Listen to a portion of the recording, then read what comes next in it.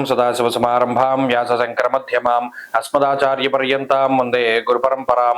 జ్యోతిష్ శాస్త్రాన్ని భావితరాల వారికి ప్రసాదించిన ఋషుల యొక్క పాదపద్మాలకి నమస్కారం చేసుకుంటూ, అలాగే నాకు ఈ జ్యోతిష విద్యను నేర్పిన గురువర్యులు జ్యోతిష బ్రహ్మ కీర్తిశేషులు శ్రీ ఏరంకి సూర్యనారాయణమూర్తి గారు, సూర్యశ్రీ దైవజ్ఞ గారి యొక్క పాదపద్మాలకి నమస్కారం చేసుకుంటూ, ఓం శ్రీ మహాగణాధిపతి నమః, శ్రీ గురుభ్యో నమః, హరి ఓం. వీక్షకులందరికీ నమస్కారం.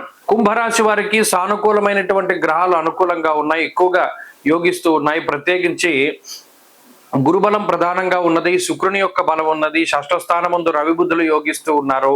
అలాగే ఈ రాశి వారికి చంద్రబలం కూడా ప్రధానంగా కనబడుతూ ఉన్నది.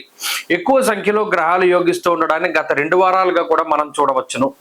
అయితే గత 2 వారాలుగా ఉండేటువంటి పరిస్థితుల్లో, అంటే మనం గనక చూస్తే ఆర్థిక పరిస్థితులు కానీ, ఆరోగ్య పరిస్థితులు కానీ, ముఖ్యంగా వ్యవసాయ ఆధారిత జీవన విధానము, వర్షాధారిత జీవన విధానము, భూ ఆదాయం, భూపరమైనటువంటి ఆదాయ వనరులు, లేదా ఏదైనా మెకానిక్ ఫీల్డ్, అంటే ఏదైనా ఇంధన సంబంధమైనటువంటి వ్యాపారాలు, మైన్స్, ఇటువంటివి చేసేటువంటి వారికి ఆదాయం పెరుగుతూ ఉండడాన్ని గమనించవచ్చు 2 వారాలుగా.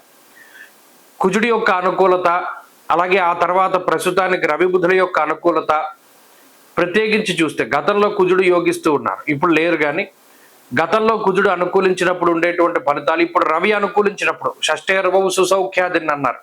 అంటే సౌఖ్యవంతమైనటువంటి రోజులు గడపడానికి వాటికి కూడా ఈ గ్రహస్థితి ఎక్కువగా అవకాశాన్ని కల్పిస్తూ ఉన్నది. అలాగే మానసిక ప్రశాంతత, మన గురించి ఎవరేం చెప్పుకున్నా సరే మన గురించి మనకు తెలుసు అనేటువంటి విధానంలో ధోరణి ఉంటూ ఉంటుంది. కష్టపడి పనిచేస్తారు, కష్టానికి తగినటువంటి ప్రతిఫలం వస్తుంది. ఆరోగ్య పరిస్థితులు బాగున్నాయి, కుటుంబ పరిస్థితులు సానుకూలంగా ఉంటాయి, కుటుంబం యొక్క సపోర్ట్ ఎక్కువగా దొరుకుతూ ఉంటుంది. అలాగే ఉన్నత పదవుల కోసం కానీ, ఉన్నత ఉద్యోగం కోసం కానీ చేసేటువంటి ప్రయత్నాలు సఫలీకృతం అవుతాయి. విదేశాల్లో ఉండేటువంటి వారికి గ్రహస్థితి మరింత యోగిస్తూ ఉంటుంది. అలాగే రుణ బాధలు తగ్గుముఖం పట్టడానికి అవకాశాలు ఉంటాయి, ఆదాయ వనరులు పెరుగుతూ ఉంటాయి, కష్టానికి తగినటువంటి ప్రతిఫలం వస్తుంది.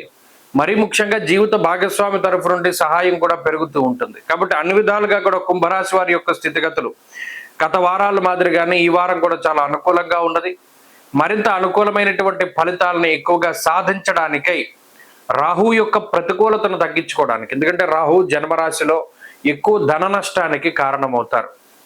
సహనం ఉండదు, ఓపిక ఉండదు, కోపం పెరిగిపోతూ ఉంటుంది.